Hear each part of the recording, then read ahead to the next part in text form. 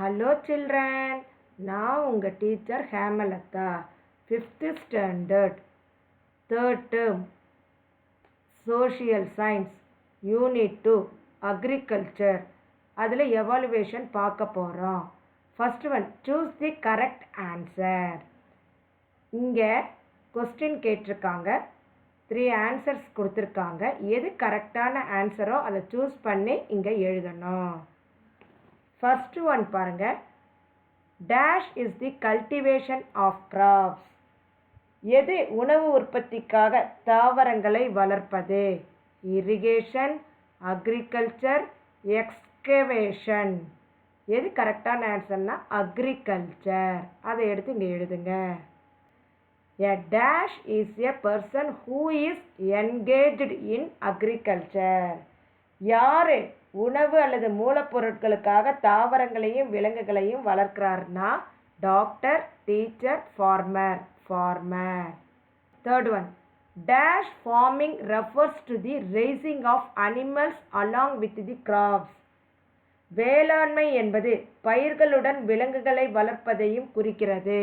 அதுக்கு என்ன ஃபார்மிங் சொல்லுவோம்? Commercial, mixed, subsistence.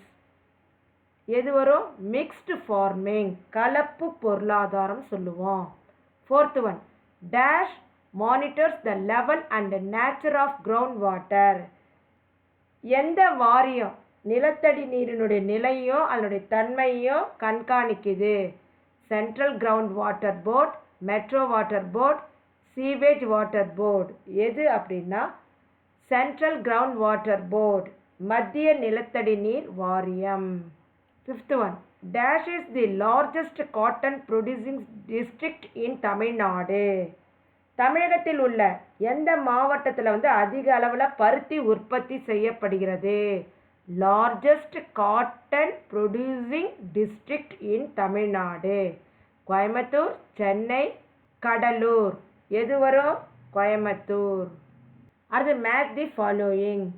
பொருத்தமானவற்றை நம்ம கரெக்டாக இங்கே எழுதணும். கவனி. பிளான்டேஷன் ஃபார்மிங் தோட்ட வேளாண்மை, மிக்ஸ்டு ஃபார்மிங் கலப்பு பொருளாதார வேளாண்மை, கமர்ஷியல் ஃபார்மிங் வணிக வேளாண்மை, வெல் இரிகேஷன் கிணற்று நீர்ப்பாசனம், சப்சிஸ்டன்ஸ் ஃபார்மிங் தன்னிறைவு வேளாண்மை. இங்கே பாருங்க, ரேரிங் ஆஃப் அனிமல்ஸ் விலங்குகளை வளர்ப்பது, ஓல்டஸ்ட் மெத்தட் பழமையான முறை, சிங்கிள் கேஷ் கிராப் ஒற்றை பணப்பயிர், ஃபார் ஃபேமிலி கன்சப்ஷன் குடும்ப நுகர்வு, ஃபார் ட்ரேட் விற்பனை நோக்கம். இப்போ தமிழில் அர்த்தம் சொல்லிட்டேன். இப்போ இந்த கொஸ்டினுக்கு என்ன ஆன்சரோ அதை நம்ம கனெக்ட் பண்ணிவிட்டு அந்த நம்பரை போடணும்.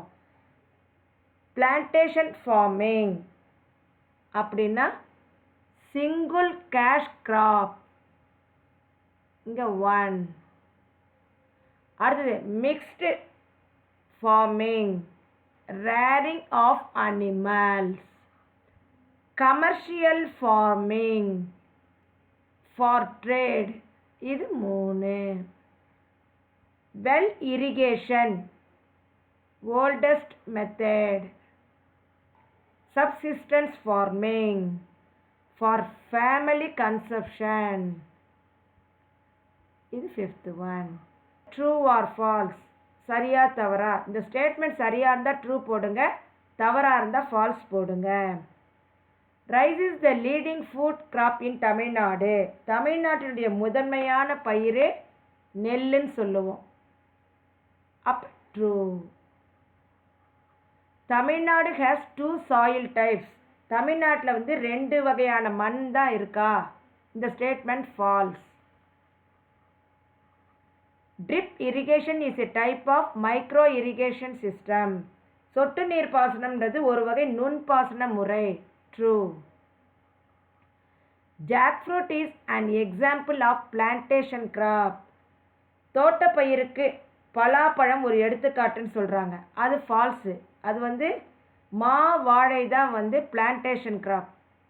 ஆனால் இங்கே அது பலாப்பழம் கொடுத்துருக்கறனால அது false. Mango is the leading fruit crop of Tamil Nadu. மாம்பழம் தமிழ்நாட்டினுடைய முன்னணி பழப்பயிர். True. Answer the following. What is agriculture? வேளாண்மை என்றால் என்ன? பேஜ் நம்பர் 123 எடுத்துக்கலாம். இதுதான் ஃபஸ்ட்டு கொஸ்டினுக்குரிய ஆன்சர். இதுலேருந்து அப்படியே லைவ் ஸ்டாக் வரலையும் எழுதணும். செகண்ட் கொஸ்டின் பாருங்க. Right about farmers. விவசாயிகளை பற்றி எழுதணும்னு சொல்லியிருக்காங்க. பேஜ் நம்பர் 124 எடுத்துக்கலாம். ஃபார்மர்ஸ் இன் இந்தியான்னு இருக்குதுன்னா இந்த ஃபார்மர் இதெல்லாம் செகண்ட் கொஸ்டினுக்கு answer. Indians are directly or indirectly involved in agricultural activities. இது வரலையும் எழுதணும். Name of the different types of farming.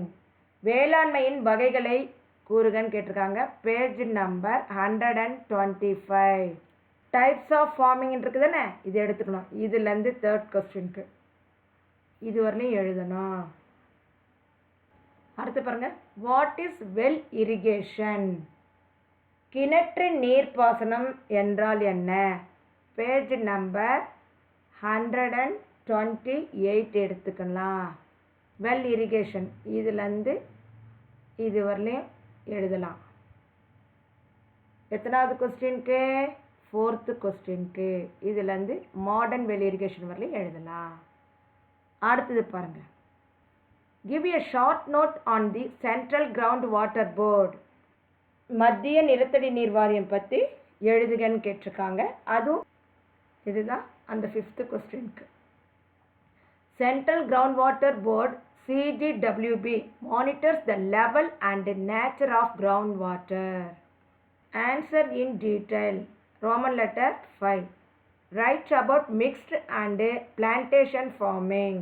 கலப்பு பொருளாதாரம் தோட்ட வேளாண்மை இதை பற்றி எழுதுன்னு கேட்டிருக்காங்க. Page number 130. பிளான்டேஷன் ஃபார்மிங் அப்புறம் மிக்ஸ்டு ஃபார்மிங் இது ரெண்டும் ரோமன் லெட்டர் 5ல் ஃபஸ்ட்டு கொஸ்டினுக்குரிய ஆன்சர். சாரி, இந்த இடத்துல வந்து 126 போடணும். நான் 113 பேஜ் நம்பர் தப்பாக சொல்லிட்டேன். 126 ஓகேவா? அடுத்தது explain any 2 types of irrigation. Page number 130. இதுக்கு தான் 130. என்ன அப்படின்னா ஏதேனும் 2 வகையான நீர்ப்பாசன முறைகளை எழுதணும்னு கேட்டிருக்காங்க. இங்கே பாருங்கள், டைப்ஸ் ஆஃப் இரிகேஷன் இருக்குது தானே, இந்த 4த்தில் ஏதாவது எனி 2 அதை பற்றி நீங்கள் இங்கே கீழே கொடுத்துருக்காங்க. அந்த ஹெட்டிங் போட்டு அதை பற்றி எழுதுங்க. இது வந்து ரோமன் லெட்டர் 5ல் செகண்ட் கொஸ்டினுக்குரிய answer. Right about the important crops of Tamil Nadu. தமிழகத்தின் முக்கிய பயிர்களை பற்றி எழுத சொல்லியிருக்காங்க. இது page number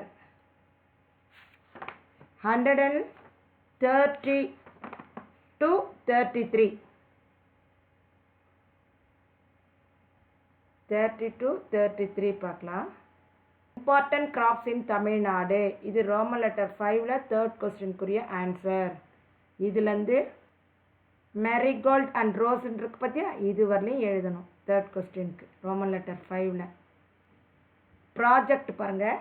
collect some varieties of grains like rice, maize, jowar, bajra, ragi and pulses. Put them in separate packets. Stick all the packets on a chart and name them. இந்த மாதிரி அரிசி, மக்காச்சோளம், சோளம், கம்பு, கேழ்வரகு, பருப்பு வகைகள் இந்த மாதிரி தானியங்களில் ஒரு பேக்கெட்டில் சேர்த்து வைங்க. அதை அப்படியே வரிசையாக சார்ட்டில் ஸ்டிக் பண்ணி அதனுடைய நேமையும் எழுதுங்க. இதுதான் உங்களுக்கு கொடுத்துருக்கிற ப்ராஜெக்ட். இதோட இந்த எவாலுவேஷன் முடிஞ்சது. நெக்ஸ்ட் கிளாஸில் நம்ம பார்க்கலாம். Thank you children.